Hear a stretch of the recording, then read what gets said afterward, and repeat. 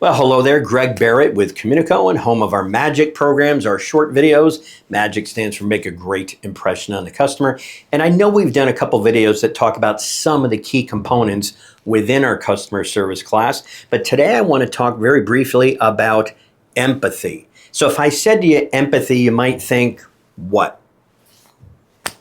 Right? Feeling sorry for somebody, maybe like a Hallmark card, something really nice with a sunset and nice music and soft thinking. And we use the word empathy in a definition to really acknowledge other people's emotions. So you might say, what's the difference between sympathy and empathy? And while we don't want to split hairs, we say the skill of being empathetic is acknowledging those emotions, whereas sympathy is you truly do know what that person feels. So for example, if I'm talking with a customer and they're upset, let's say it's a restaurant about their meal, I might say, oh geez, I sense that you're upset, it's not prepared right, how can I help you? We certainly don't want you to be disappointed.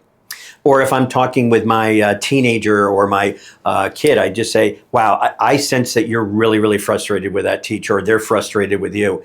That must be difficult. Let's talk about how we're going to do that. You're simply acknowledging somebody's emotions. And if you don't acknowledge that, what happens?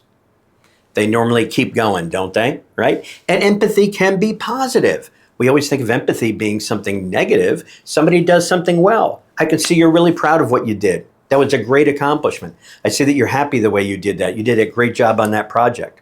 So we talk about empathy and empathetic listening as a key skill of acknowledging somebody else's emotions. Have a great day.